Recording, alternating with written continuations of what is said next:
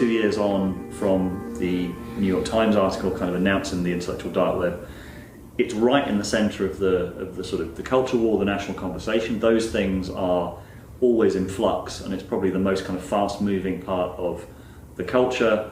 And is the IDW still a going concern? Is it still alive? Is it dead? Or where do you see it? I mean, do you find my devotion to this ancient religion quaint? I would ask you, I think the Jedi are dead, right? Because their temple was destroyed. Maybe just a few stragglers and remnants. Let people believe whatever they want to believe. I mean, that doesn't really matter. Maybe it's dead. Maybe it's in hibernation. Maybe, in fact, it actually got its message out, and all sorts of people are currently carrying the message who aren't the names that you know, because it was too easy to pretend that Jordan Peterson wanted enforced monogamy, that Sam Harris was an Islamophobe, that Joe Rogan was some sort of a meathead right-winger. Maybe the idea was that Ben Shapiro was a closet Nazi. Who knows? It's too easy to take out individuals. What I would say is, wherever there's someone in danger of losing their job for making an observation, wherever there's somebody who's trying to use their own eyes to observe gender differences that someone else is claiming are both there and not there at the same time, wherever you have some situation where you need to keep a facility open that can adjudicate between fact and fantasy, and people don't want to be pushed into some sort of utopian vision that isn't theirs, maybe there's a little piece of IDW there. I don't know. But the key issue isn't, is it alive or dead? It's what is it? And that's always been the animating question. And I would like to think that just the way, let's say the Weavers existed during the McCarthy era, in order to let people know that something hadn't died completely, I think we did a pretty good job of keeping a flame lit while the winds were blowing at their strongest. I'd like to think that at some level enough people are now carrying embers from that flame that I'm a lot less worried about this going out completely. But if you look at the run of Andrew Yang, which was much better than anyone thought could possibly, he did much better than anyone thought he could possibly do, given the amount of institutional resistance to even reporting his successes. You'd have to say that this has been a pretty powerful movement. I would say he would be the quintessential sort of IDW candidate. I haven't said that before, but I think it's fair to say now. It wasn't even necessary that I supported UBI or everything that he wanted to do or say, but he was somebody who was coming out of the same energy. And I think it's too early to say what the thing actually is and will be. And we're looking forward to getting Jordan Peterson back and maybe having some future collisions on some of these shows. And you had a really interesting conversation with Sam Harris at a live town hall event that he gave. You named a problem that I knew I had, but I hadn't been thinking about it. I mean, that was very useful to hear, and it's now I'm worried. So yeah. So I think it is essentially a year and a day since the IDW article appeared in the New York Times, which had its own weird effect on the world. And I think what we did is that we created an immune reaction where the people who had jobs as professional commentators through institutions realized that there was some sort of a problem relative to their business model, and they started attacking us with very low quality attacks. Like, when you're calling Ben Shapiro the alt-right, something has gone wrong. It's pretty obvious. I don't know whether the kippah doesn't have the effect on them that it does on me.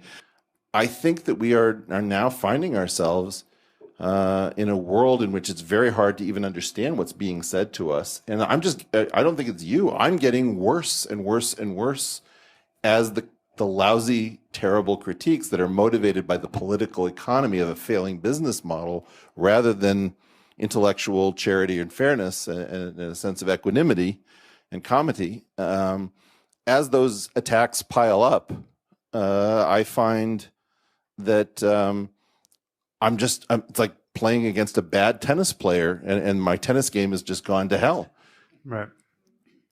So have you had this experience? Yeah. Well, I didn't. I knew I was. I knew something was wrong, but I didn't know I was the problem. You talked about that from your perspective, the intellectual dark web had created a kind of immune reaction from the mainstream media, that the critiques had been so poor that you felt that they were actually making you worse, like a kind of poor tennis player and your game's getting worse. Oh, absolutely. Could you expand on that? Sure. I mean, the big lazy critique is that you just use the word alt-right. So there's a series of kill shots that the commentariat attempts to use from wherever they're positioned at the Atlantic or Harper's or the New York Times or the Washington Post, wherever they happen to be resident. And you see this very often on Twitter. And the words are alt-right, thirsty, grifter, anybody who's attempting to insert themselves into a conversation which is supposed to be gated, is immediately sort of pushed towards expulsion. And all of these words are one phrase arguments. If you say that someone is a Nazi, then obviously that person shouldn't be listened to. But then when you have to say that Ben Shapiro, an Orthodox Jew, is a Nazi, you do have your work cut out for you. And when you have to say that Brett Weinstein is a racist who got effectively ejected from the University of Pennsylvania for standing up for black women, I mean, at some point you've gone completely insane. And that's where this argument really deranged, is that there have been so many bad, lazy critiques by people who are trying to keep the commentariat a guild and don't want anyone coming in from the digital layer. I think that that's sort of the origin of why the conversation stalls out, is that they don't want to actually critique the ideas. They don't want to have a sit down, and they attempt to use the penchant for free speech as an additional kill shot. So the idea is if they call you, a mean white man or something like that, and then you say, I'm not going to listen to this. They say, oh, what about my free speech? Okay, well, that's your argument. That's the level at which the schoolyard taunt, it's like I'm rubber, you're glue, whatever you say bounces off me and sticks to you. That kind of retort, or no means yes, yes means no. Do you want me to hit you? And so, okay, no, then you get hit. Yes, then you get hit. I get it. So I went to third grade. I failed third grade schoolyard stuff too. That's the level at which the commentariat in general attacks the ideas of others. Are there any critiques that you think have been valuable or been useful? Very few. There have been a few, but very few. Do you want to name any of them? Well,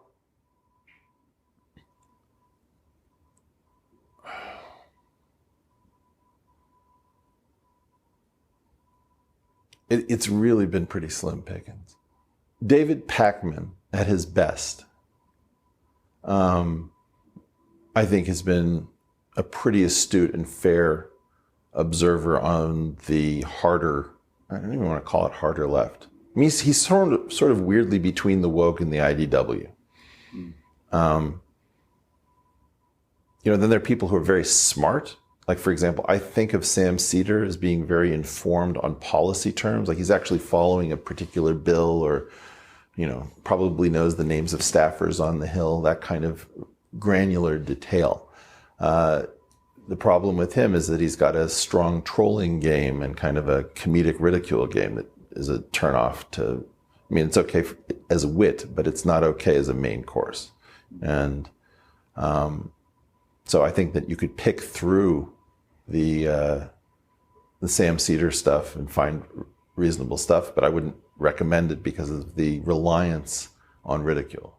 Also in the conversation with Sam Harris, you talked about that a lot of the criticisms of the members of the intellectual dark web were made by people in the legacy media who had kind of inherited their seats. What are my responsibilities? We've never worked this out. We've never had a really good conversation about the fact that the Sam Harris platform and the Sam Harris human are very different than let's say, the Michelle Goldberg human on the New York Times platform.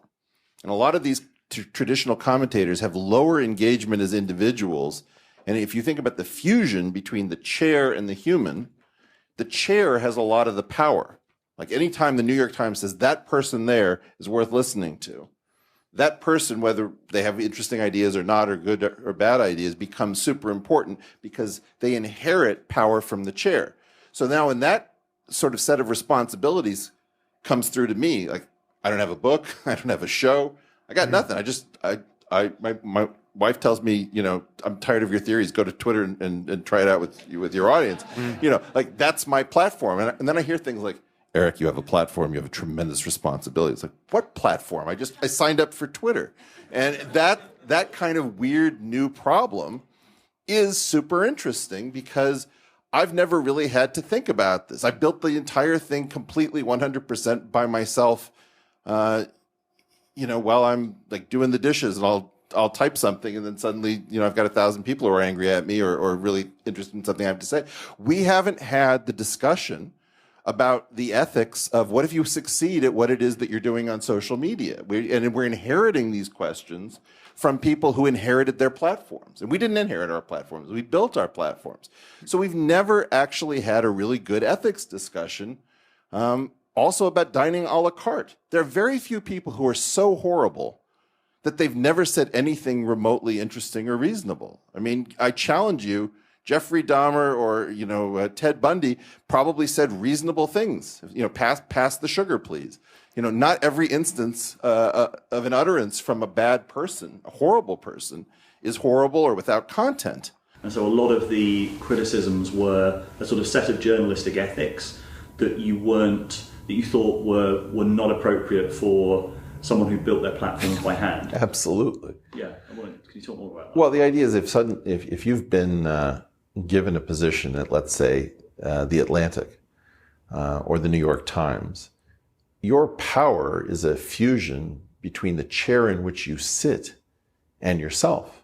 The chair has most of that power. Were you to leave that chair, would anyone even be listening to you? Or how small would your audience be? So when you have that sort of a situation, you can talk about whether or not somebody is abusing the power of the chair that they have inherited. Even the concept of platforming somebody. I mean, this was not a verb that I was aware of until very recently. I'm sure we could do a Google Ngram search and find out that it's relatively recent in origin. Now, when somebody says, well, you have a platform, you have a responsibility, I think, wait, what? I have a YouTube channel. Like, you have a YouTube account, I have a YouTube account. Well, your YouTube account is over 100,000 subscribers. Yes, but that's because people started subscribing to my channel. It's not that, you know, I got a job at Eric Weinstein YouTube channel, and then I have the responsibility of being the custodian of this channel. It's like, screw off. What the hell are you talking about? You're revealing, in essence, that you and I are in different circumstances. Now, it's not to say I don't have any responsibilities. Far from it. But to talk about, well, you have such a large platform, what are you going to do with, like, PewDiePie? Well, who the hell is PewDiePie? I mean, PewDiePie is a guy with a channel, and whatever he did, it built an incredible followership. Now, does he have responsibilities? Yes, but really as an individual, he has responsibilities. And I do agree that, you know, it's a little bit daunting that he's got this many people listening to him. But on the other hand, it's very, very different than the idea of this has been passed to you and you must pass it to the next person, and that this vehicle effectively came with most of the interest. We chose you and we gifted you this power. So now with great power comes great responsibility. That's very different than somebody who built something with their own sweat and people flock to it. That's the market saying, okay, well, I'm going to forego all the pleasures of listening to the synchronized legacy stuff, and I'm going to actually dine a la carte off the menu. Because this is really interesting to me, because I worked in the newsroom at Channel 4 News for 10 years. I've worked at the BBC. I've internalized a lot of those kind of mainstream media values, and I'm sort of seeing how they apply to Rebel Wisdom, which has been going for about 2 years. And at their best, I would say that some of the values are good faith engagement. It's that you should always, if you have any allegations or any kind of claims to put about someone, you should put them to the person first and get a response, which seems like a good rule of thumb. That you would give space for people to respond. Fact checking should be integral to journalism, We can kind of talk about that the mainstream media is not actually doing a lot of the things that it should have been or doing. doing them very selectively and saying, we're going to fact check the hell out of this, and we're going to give this other thing a free pass. I think this is where the gonzo critique of journalism comes in. It's like, would you stop pretending to be God with a God's eye view of the universe, and don't talk about yourself as the queen in the first person plural, for God's sakes.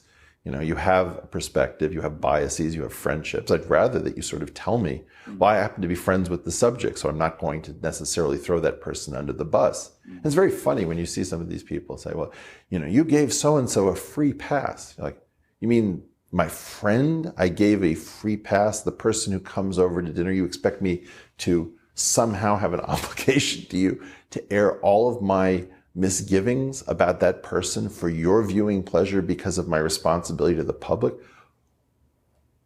Where did you come up with this, you dear sweet child?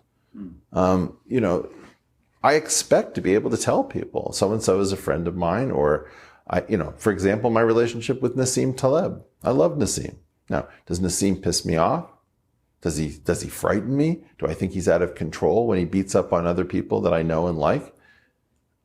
I have real trouble with what he's doing. But do you expect me to stab him in the back for your pleasure because of my commitment to some journalistic code of ethics that no journalist is following when I'm not a journalist? I mean, very funny that you've developed all of these strong feelings and beliefs and entitlements. But it is very interesting. I think I completely agree with the rise of the alternative media has shown up that the mainstream media has a perspective, like this kind of God's eye view affectation is shown more and more as an affectation, like it's very obvious. Well, look at them on Twitter. They're the most biased, completely activist people you could imagine, pretending that, you know, whenever I get one of these people, I always say, can we go over to the journalistic code of ethics and see which points, because you're violating 3A paragraph 2. But I would say that you've also hinted at what some of the other failure conditions of the new sense-making platforms are, and they're very human failings. They're kind of potentially audience capture, they are friendships and human contact or human relationships between some of the people involved can also start to become warping of truth. It could be, but one of the things that we like to do, I think, is to say, well, so-and-so is my friend.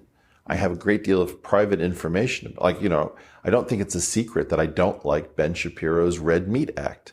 And I call it the Red Meat Act. That's about as far as I want to go. I don't want to undermine Ben's ability to earn a living or produce an entertaining news analysis product.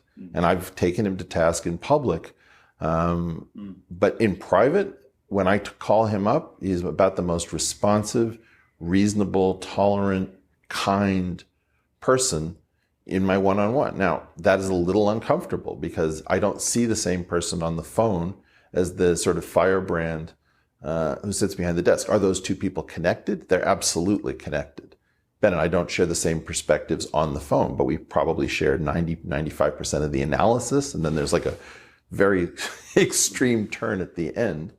But I think that my people are much more, anybody listening to me is much better informed about the fact that this dichotomy between public Ben and private Ben even exists. So I would claim that you're actually getting better information from me than you are somebody saying, I would never talk to a person like Ben Shapiro because once in 2009 he said the following thing.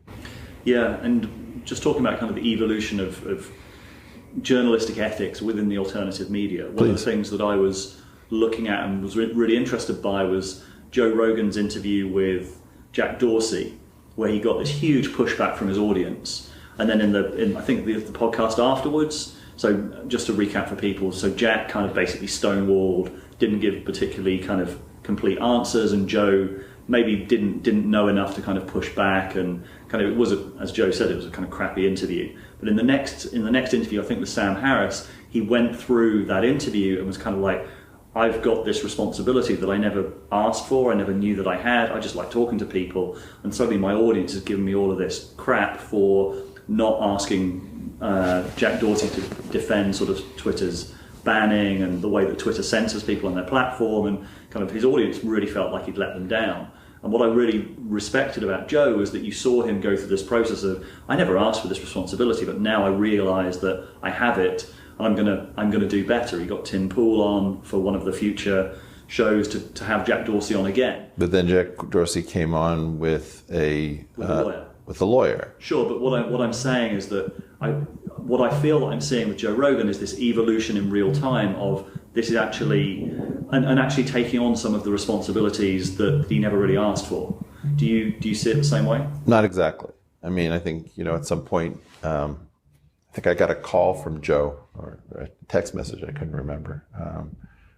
And I don't want to reveal the private contents, but more or less, he's kind of like, what did I just do? I just said something about Bernie, and suddenly the Bernie Sanders campaign is running, some sort of ad that says I've endorsed him. I was like, well, sort of you did in accordance with the new rules of the world. I think one of the things that a lot of us are doing is trying to break these expectations about, do you endorse? Do you condemn? Do you condone?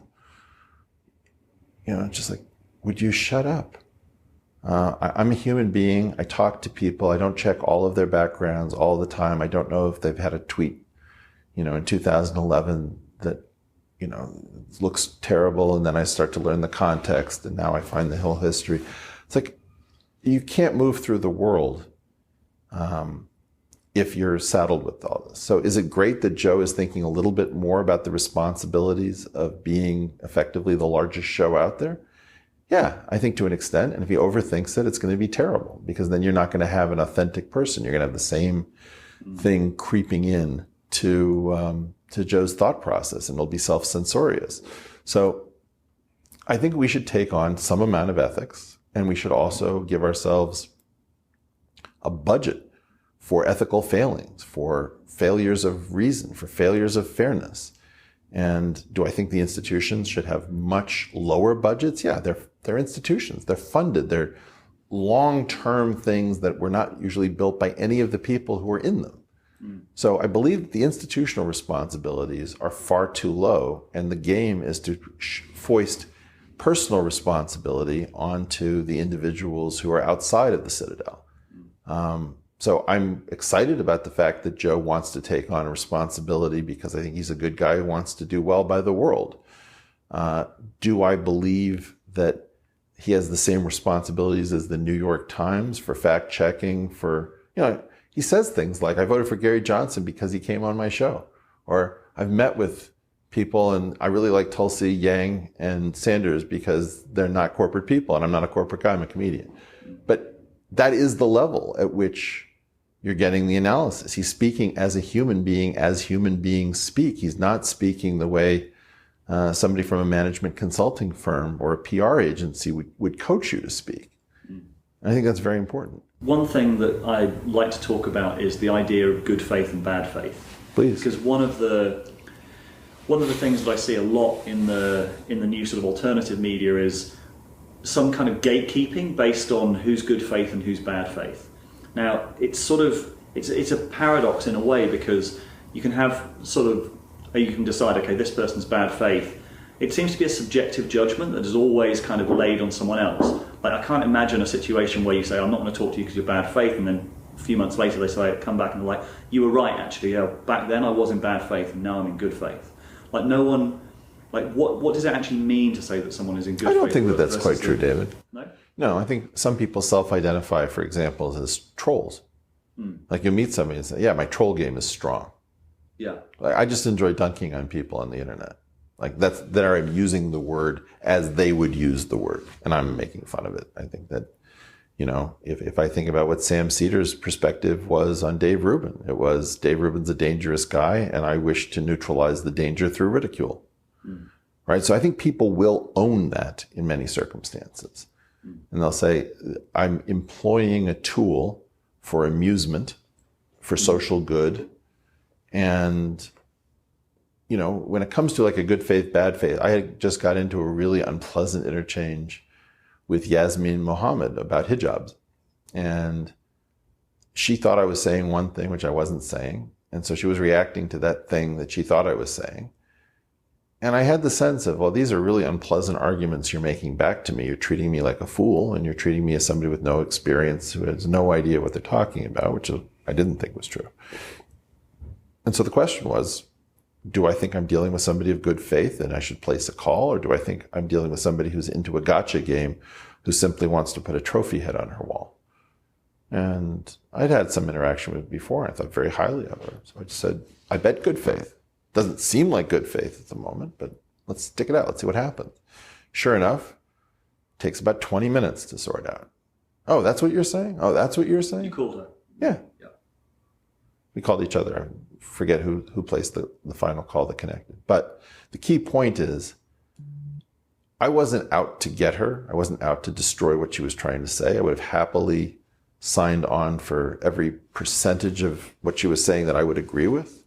And as a result, I didn't think that scoring a point on the person was a part of either person's agenda. I think actually you can generally ascertain not whether somebody is a good faith person or a bad faith person, but whether that person is behaving in good faith or bad faith towards you. Like, for example, I've seen Michael Malice say a lot of very intelligent things, very thoughtful things. And I've also seen him just be a dick. And so when he encountered me the other day on Twitter, I was like, I wonder which Michael Malice I'm going to get. And he was just sort of being a dick.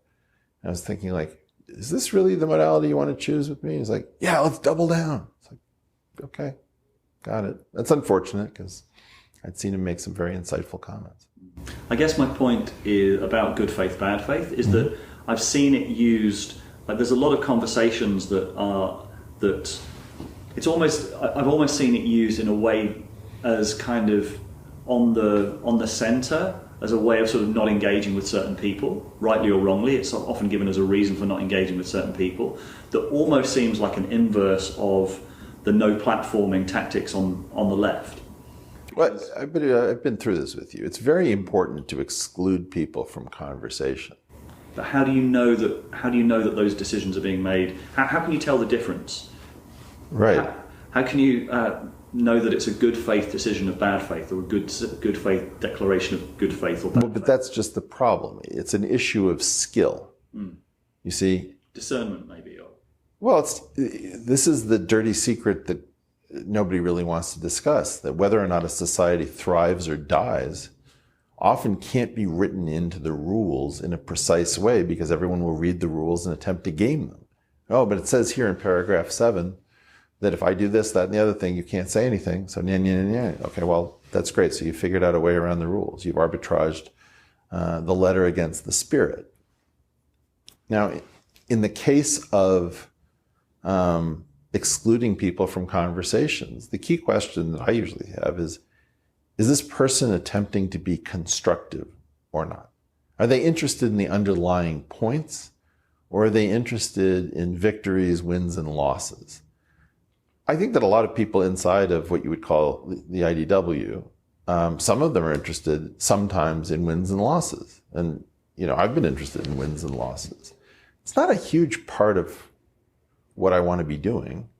And in general, does somebody give you the chance? There are rules for fighting. You smack somebody to the curb hard and it's a decisive victory, and you think well of your opponent, you offer that person a hand up, and then you say, wow, I thought you really had me. If you don't do that, you're kind of a dick. And I think it's really important to understand that in fighting, if your goal is to just hang other people's heads on your trophy wall, I would call that not good faith.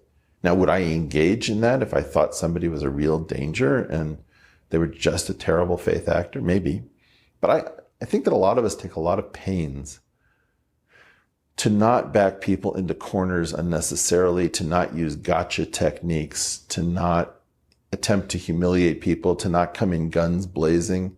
And there are all sorts of devices that cue you off that somebody shouldn't be taken seriously, even if they're making a good point. It's like, if there's too much internet speak in what they're doing, too much ha-ha, like very often if I see a lot of attempts at ridicule, I just don't even talk to the person. Not because ridicule didn't previously have a place, but because there's something about the internet where the premium on ridicule is absolutely metastatic with respect to what its effect on conversation. There's almost no recovery from talking to somebody whose principal modality is ridicule. And you mentioned Sam Cedar in this context. And you talked about him at length with Sam Harris on one of your recent podcasts. Yeah. Because, I mean, it's a sadness. Yeah. Because I think Sam Seder has a lot to offer, as does Michael Malice. That's somebody on the left, somebody on the right. And they both spend sort of a lot of time just trying to hurt people.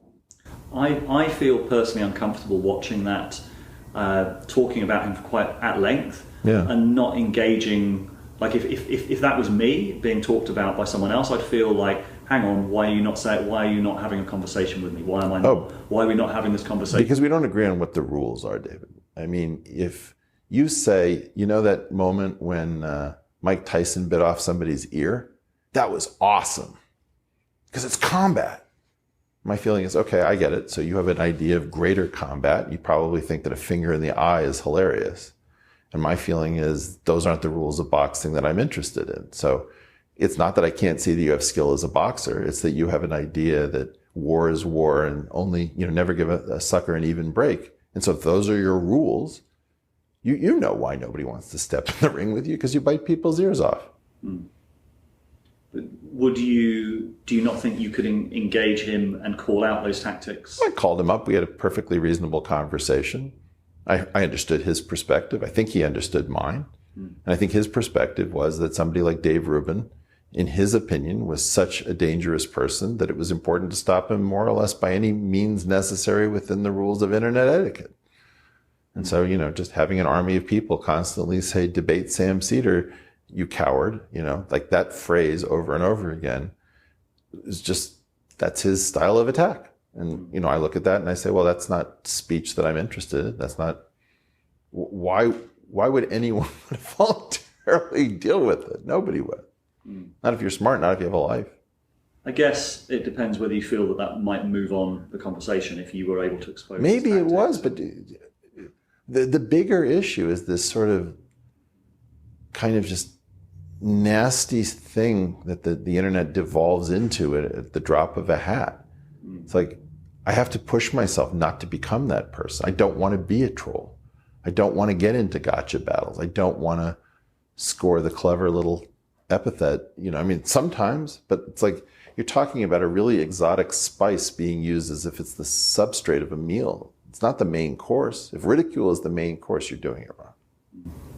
And my other sort of frame of the intellectual dark web at the beginning, or my hope for it, was this sense of, could this be like public intellectuals coming together for sort of very high profile events, and especially with, for example, take Sam Harris and Jordan Peterson, the sort of very famous discussions that they had, could this sense of a potential synthesis, this sense of, and I think it's Brett's line that all true narratives must reconcile. I think he talks about that, and then this sense of, for example... What's sort of a unity of knowledge point? Yeah, so just to give an example, something like Brett's evolutionary biology frame and Jordan's Jungian psychology frame. Like for me, they seem to overlap, because Jungian psychology says we have this sort of dark side, we have kind of the killer within us, and it's like, well, of course we do, because we're the product of an unbroken evolutionary chain. Of course we've got the ability to kill. And so you're describing reality in different coordinate systems. Exactly. There has to be a change of coordinates. Yeah, and my hope, I guess, with the first emergence of the intellectual dark was that we might get a sense of this sort of synthesis developing. Yeah. I don't think I've seen that over the last couple of years. Was that a naive expectation? Whom? But with whom? In other words, if you asked me, I would say that Sam Harris has begun to understand a little bit of the religious critique that says religion may not be literally true, but it may be incredibly important to functioning, and maybe reason isn't the only thing that globalizes. And Sam has honed his point a little bit more to say, I'm not saying religion has nothing to offer. If you check carefully throughout time, what I've been saying is that I think reason always has a better claim on what you might call transcendence or spirituality. And I think that to some extent, the new atheist conversation has kind of moved towards one in which fitness in an evolutionary sense and truth are seen as competing goals at some point, that they may walk a great deal of the path together, but at some point fitness and truth may diverge. I think at our best, there has been a lot of synthesis, so that new atheism may have moved on. I would like to think that Richard Dawkins encountering Brett was a more meaningful conversation where there was a recognition that maybe things don't begin and end with random mutation or the selfish gene. So I think that actually it has been happening. But if the question is, what about a super brand in which you've got 7 to 10 people who everybody knows have conflicting points of view progressively coming together? I mean, I was there, for example, James Damore and Jordan Peterson met in my kitchen. I was the organizer of the dinner where Ben Shapiro and Sam Harris first encountered each other in the flesh. Brett was there when Jordan Peterson met Sam Harris for the first time. I think that there's been a lot of movement. Now, if you ask me, it's very hard for this thing to have moved on given the fact that there was no institutional support. There was just this constant kind of tax from bad attacks, with like constantly defending against whether we're alt-right or white supremacists, which is, sort of beneath contempt. It's just really stupid things from people who went to really smart colleges defending their guild. Because that would be my follow-up question, which is, who has changed their minds? Like the sense of the initial frame of the intellectual dark web, I think from the interview that I did with you, was these are people who are prepared to say, you've made a better point, I've changed my mind. Who genuinely sort of changed their mind during the last 2 years? So I think there is a widespread sense that not that much has shifted in terms of perspectives. Well, I wonder whether that's because people are very identified with certain perspectives, like Sam Harris with the new atheist position. I think Sam better appreciates position. I think Brett's metaphoric truth position to Sam has probably influenced Sam. I think that I better appreciate Sam's focus on spirituality within a rational context. I think people have better understood why Sam doesn't believe in free will. I think that Jordan's points went from seeming a little bit fanciful to starting to really get at some things that I think I probably hadn't appreciated. Jordan had a beautiful point that moved me, which was that only archetype and mythology explain why a man would go to war. That it's very hard from an evolutionary perspective to imagine the individual's thought process, and that it is in fact, dreams of glory and the songs we sing and those sorts of things that propel us into a very high probability of self-destruction. I think that, I was able to tell Jordan that his lobster point isn't exactly correct because you'd have to trace the serotonin-mediated hierarchy of lobsters throughout the phylogenetic tree of evolution. And in fact, you don't need that to make your point about hierarchies being natural, but the fossil record doesn't support it. I don't think that that's a fair read. I think that there's been a fair amount of movement and change. When I said to Ben Shapiro, what happens if the median individual in a society can no longer be reached by the market? And he said, well, then we'd have to consider something like socialism, right? Like, I don't think people even hear that. Or, when Ben and I talk about abortion, we move closer and closer to each other's positions because we're climbing down from the positions we've inherited from the legacy structure. So, no, that's not true. I think there's been a lot of movement. I think what there hasn't been is there hasn't been just an opportunity to gather, to talk enough as friends, because the key thing that the IDW threatens is the paid commentariat of the legacy media structure. And we talked before about how initially, at least with the framing of the intellectual dark web, the people who were in the article, there was a lot of, because the actual shows or the audiences were concentrated around Rogan, Sam Harris, the Rubin Report, and particularly the Rubin Report because he's based in LA, that a lot of the initial meetings happened there. And my sense... Dave was very forward in a lot of ways. Yeah. That he recognized, he was one of the first people to recognize the value of the movement. He kind of got behind it. He produced a few pieces saying, announcing the intellectual dark web. I first associated it with the Rubin Report. I had an interview with Dave probably about a year ago now, where I actually, and in the run-up to that interview, I started kind of looking a little bit more carefully about what he was doing, and I had some serious, I thought, if I have this interview with Dave, there are certain questions I have to ask him.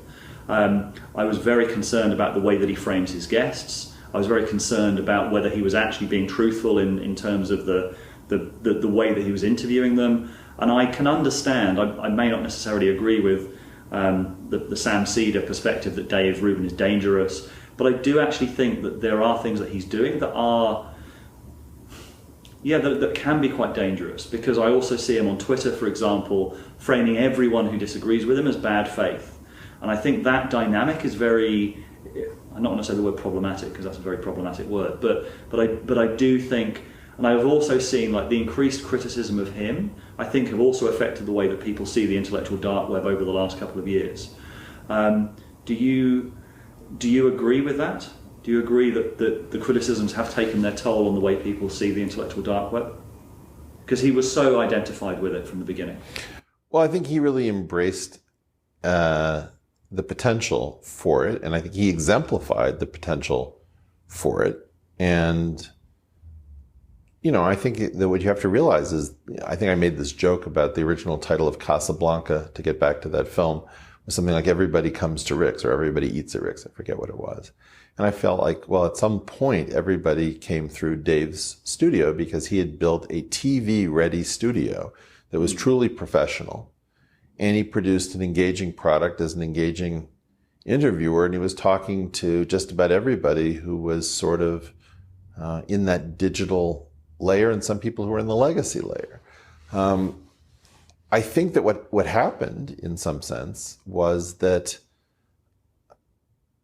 when the coalescing into a thing, somehow you couldn't actually watch a transition from the intellectual dark web, the loose amorphous object, into the intellectual dark web, the TV channel, right?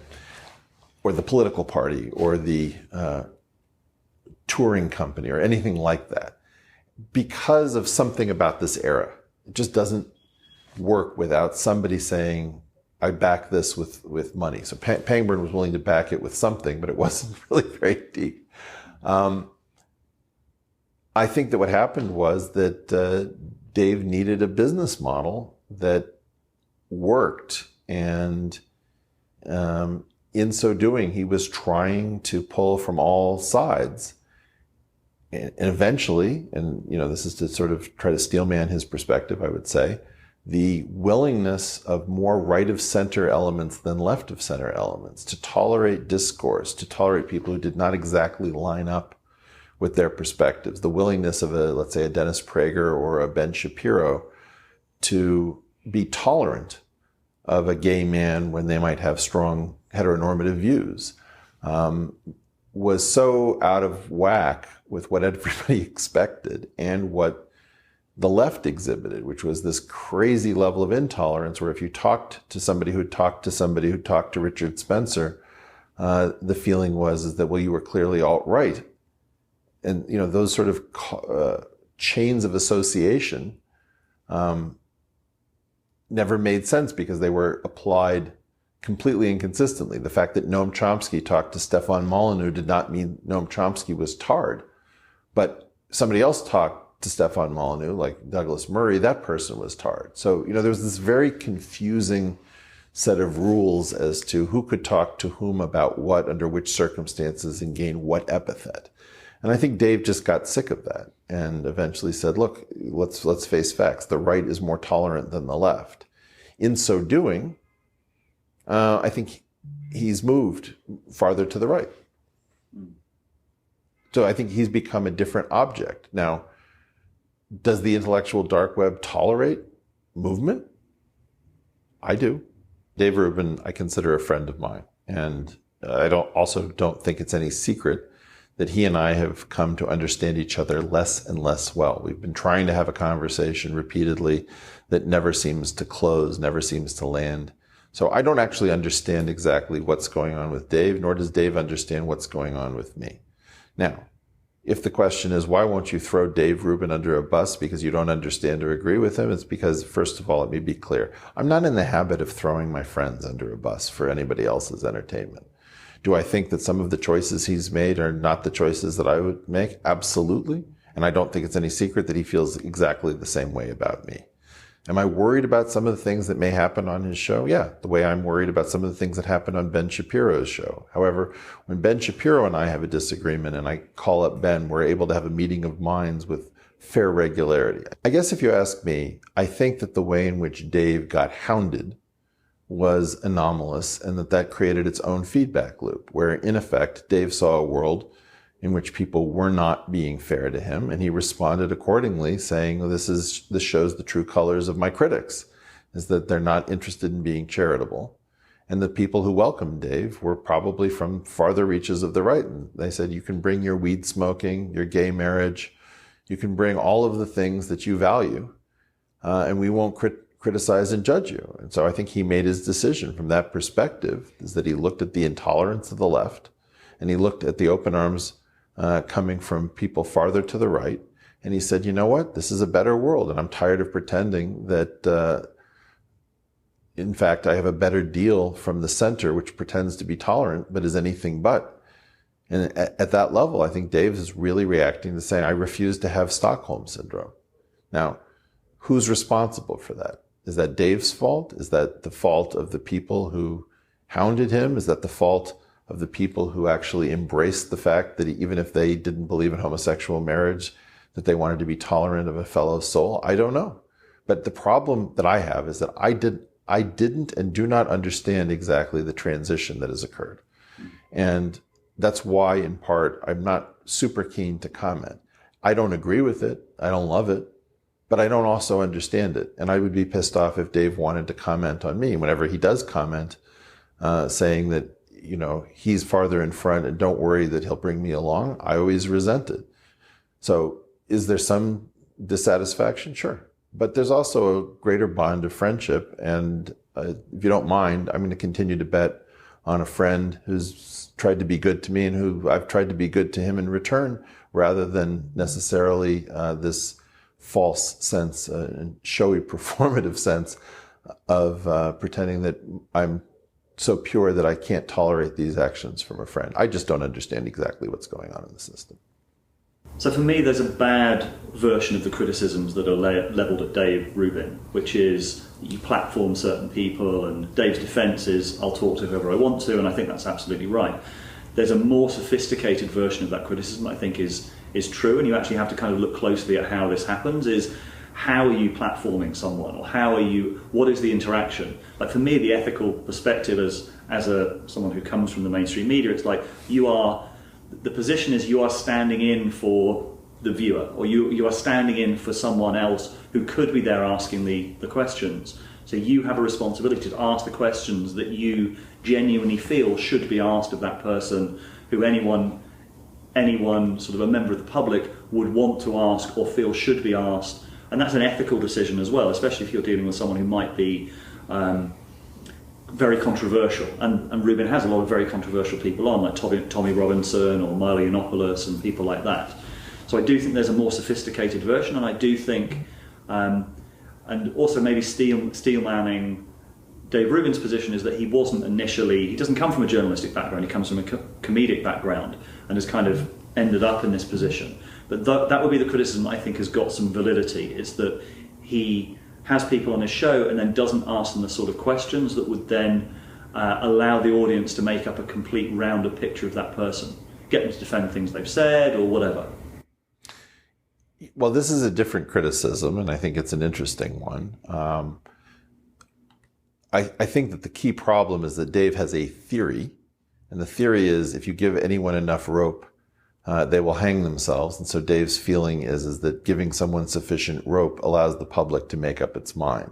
And the key question in that, and I don't think this is anything other than sort of logically following from that idea, the key question is there anyone skilled enough to take a large expanse of rope and never hang themselves? And I think that would be the weakness of that strategy. For example, it's a well-known technique in the Middle East, that you say things in Arabic that are different than the things that you say in English. And until, for example, there was a group that cropped up called MEMRI, MEMRI. And what they do is they translate Middle Eastern and languages and Central Asian languages potentially into English so that you can have everything in one language and you can see just how much someone's speech differs from one presentation of the self to another. And so I think that the key thing that you'd have to say about that is, do you have people who are incredibly skilled? You brought up Tommy Robinson. The charge has been leveled that Tommy Robinson knows exactly where the lines are when he's speaking to his own troops and when he's speaking to society at large, and that he's a very thoughtful, charismatic leader who knows the difference between the two different postures. And if you don't actually catch him speaking to his own people, you'll never really understand what motivates him. And, you know, obviously that's the problem with Dave's strategies. Maybe it works for all of the people who can be counted upon to hang themselves with enough rope, and none of the people for whom that strategy can be evaded through skill. So of the initial constellation of people in the New York Times article, both yourself and Brett at that point didn't have podcasts. You didn't have your own kind of route to market in a way. You both do now. Would you say that you've both done pretty well out of that constellation and now kind of launching out on your own? Oh, I wouldn't think about it in those terms. I would say that I want to measure. I mean, if the issue is listenership, yeah, listenership's been great. People are incredibly motivated, but I want to measure it in terms of actual changes in the culture. And so to the extent that we have right now people who are working on various projects that nobody's even aware of that are occurring, we have a very active group of people who are discussing these issues 24/7 using, let's say, a Discord server for voice chats. I think it's been nothing short of amazing, the level of dedication that a lot of people have embraced these concepts with. I mean, it was very weird, of course. Apple Podcasts showed this as being, the portal as being the #1 show in the world according to their charts when we didn't even have a single episode out, showing that their algorithm was, of course, weirdly gameable because it shouldn't have recorded that a podcast with no shows was dominant. So that was very fun and amusing. Yeah, if you want to measure it by standard metrics of success, it's been a good ride, but that's not really how we want to measure it. I think what we want to measure it by is, can we take culture to a different level that is more rooted in reason, comity, accommodation, tolerance, love, creativity, soul, transcendence, than simply tearing each other down for fun and profit. And your podcast is called The Portal. And Brett's is called The Dark Horse. Yeah. And what are you hoping to do with The Portal? Is it related to what the mission of the intellectual dark web was? Well, it's too grand and too silly to say. But the key issue is that if you think about, do humans have 1,000 years left on this planet? I would guess that we do not. Our power is too great and our wisdom too slight. So the key is to get people thinking, well, if we wish to have a future, we've always inherited a future from our biology. We've now been denied a future by our power. So if you can get people trying to figure out, if we live in flatland, how would we imagine an extra dimension in which to escape, whether that's a dimension of thought that we've never been able to have before, a dimension of action which we've never undertaken, or to actually change the dimensions of the prison that Einstein left us with space and time. We've got to find a way out of our current predicament, or we don't really have a long-term future with hydrogen devices and biological agents that can be weaponized, or digital attacks. I think it's the arms race between destruction and protection has been lost because of the power of the destructive objects. So we didn't know how much power there would be within the atom or within the cell or within code. We now know. And so we've been living on good luck for a while. The portal is an attempt to celebrate the most creative, most dynamic, and most agentic aspects of ourselves that look for ways out when there's none to be found. So think about Shackleton, for example. And what Shackleton did when all hope was lost was to make sure that he brought all of his men back alive. I think it's an incredibly inspiring tale. And whenever people have been able to find ways out of wherever they thought they were trapped, they're effectively looking for the portal. That's the purpose of the show. Rebel Wisdom was set up to make sense of the world at a deeper level than the mainstream media. It was built for these times of crisis and change, which is why we want to do what we can to meet the challenge of the times. More films, and also for our Rebel Wisdom members, weekly sense-making calls with our amazing interviewees. And also, we're introducing the Wisdom Gym, a place to practice some of the skills that we've talked about on the channel. Thanks for watching, and see you soon.